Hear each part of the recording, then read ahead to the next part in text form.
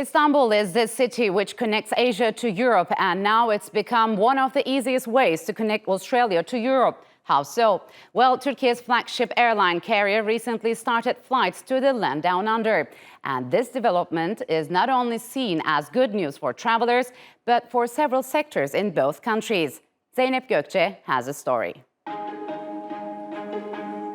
This is not an ordinary check-in activity. It's a momentous occasion for the passengers and a landmark moment for Turkish aviation history. After years of efforts, Turkish Airlines has launched flights from Istanbul to Melbourne, and the excitement was felt during every step of the inaugural flight.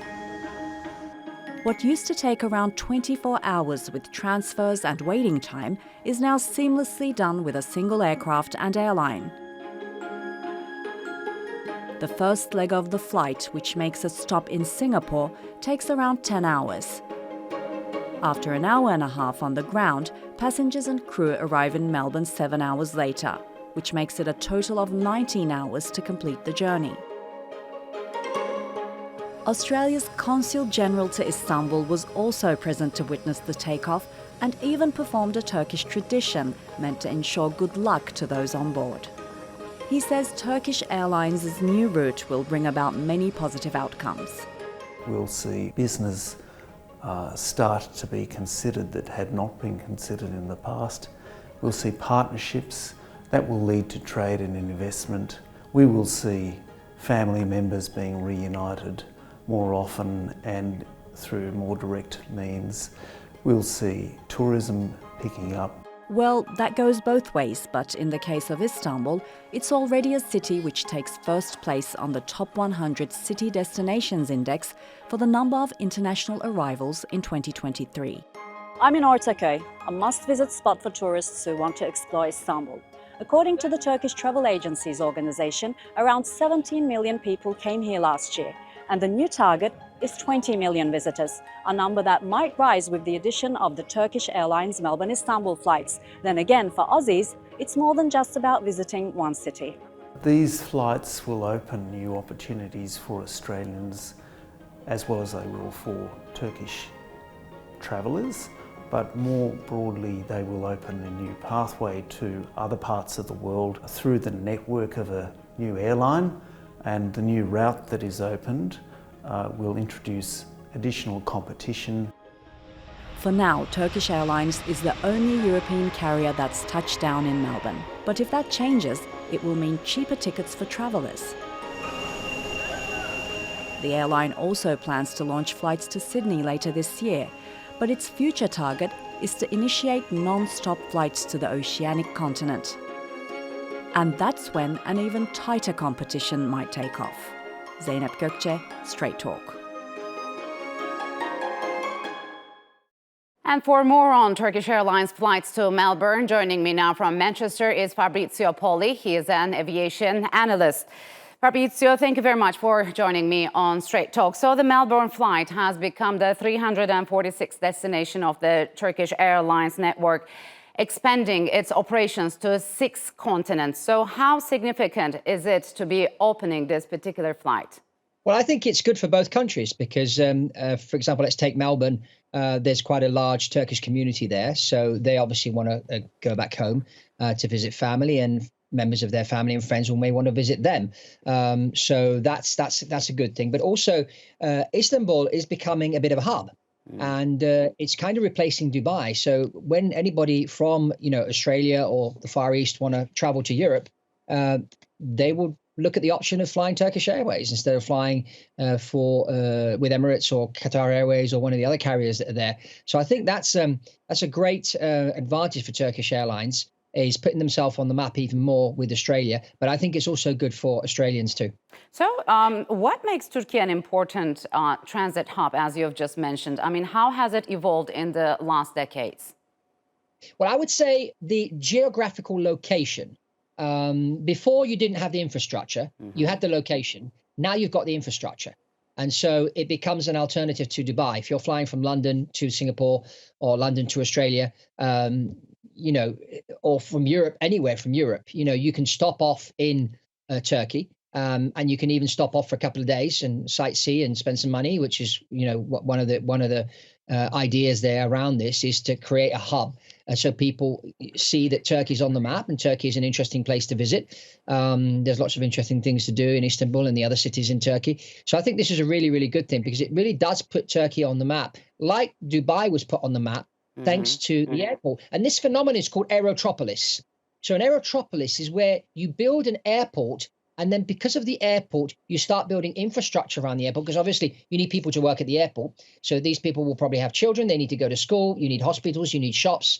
You need, shopping malls and all that kind of thing. So what they're doing with the airport there is they're developing it into an aerotropolis. And this is bringing more and more traffic and more people into Istanbul, which I think is a very, very clever move.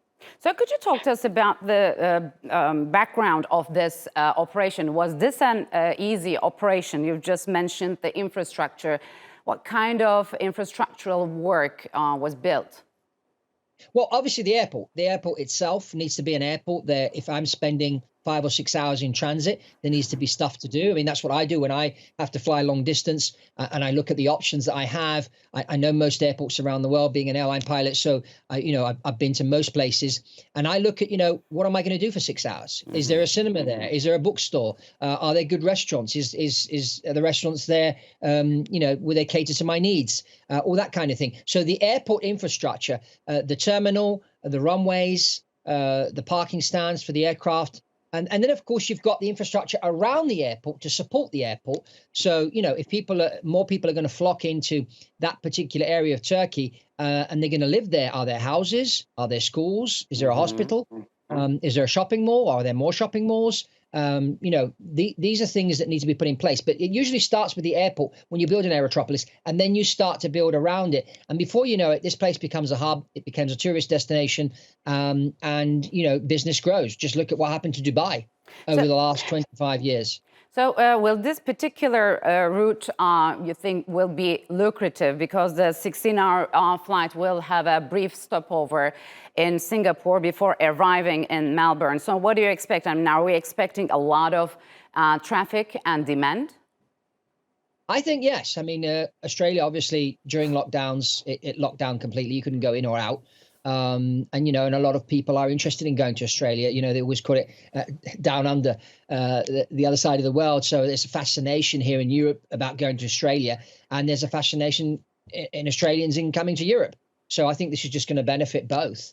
And it's just another option, and more options you have, prices obviously become more competitive, and there's different ways where airlines compete with each other. But I think this is a really, really good thing, both for Turkey and for Australia. So Turkish Airlines will be flying to Australia 3 times a week. What sort of impact will we see for tourism, trade, and business opportunities between the two countries?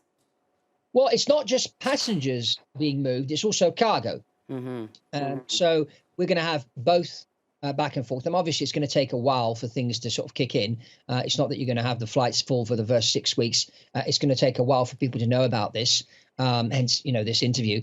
But, once that kicks in, I think we're going to see a lot of traffic between Turkey and Australia. And we'll see Australians coming to Turkey and Turkish people going to Australia, and other people as well using Turkish Airlines to travel to Australia and from Australia to Europe.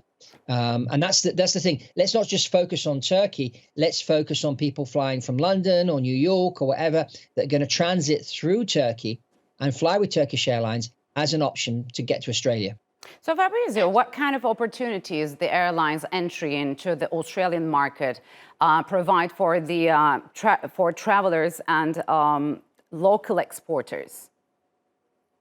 Well, I mean, you can get your goods from A to B. And so I think, the direct flight, even though there's a fuel stop in Singapore for an hour and a half, is definitely a plus, because, when you are traveling that far, sometimes you end up getting a lot of, 5-6 hour layover, sometimes a 12-hour layover. It just takes more time. Now, obviously, it depends if you're going for business or you're going for pleasure. If you're going for pleasure, maybe a layover a day or two in a different location, maybe something you may want to do. But if you're traveling for business, you usually want to get in quick and get out quick.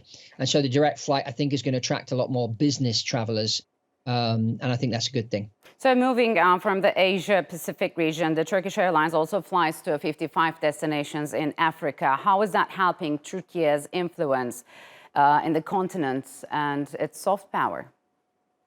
Well, of course, if you're in Africa and you need to get to Australia, you can go with Turkish Airlines now and via Istanbul. So there's an advantage there. The mining industry in Africa is quite strong, and so it is in Australia. And so there are people that work on both continents for maybe one company that has a presence on both. And so you're going to get that traffic. And I think that's going to be very, very useful as well. And, and the African economy over the next few years is going to grow. We already see in the fashion industry, when New York Fashion Week, you've got, African fashion designers now competing with people like Giorgio Armani and that never happened before. So Africa is an emerging economy. And so for Australia to connect to Africa via Turkey, I think is just going to benefit everybody. So what's the reason behind Turkish Airlines' staggering growth across Africa? Is it because the other ones fear to fly? No, I think it's infrastructure. And again, they've invested in the airports.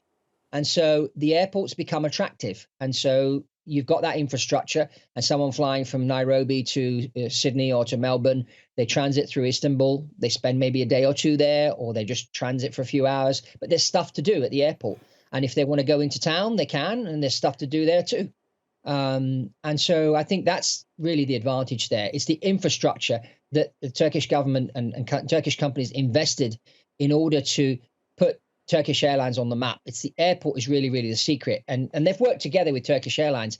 And that's how Turkish Airlines have been doing so well over the last few years, because they've played the long game and they've invested in the infrastructure, which is really, really key. Something that in Africa still lacks infrastructure with roads, ports and airports. They need to start investing in that too. All right, Fabrizio, unfortunately, we'll have to leave it here. Thank you very much for joining me on Strait Talk.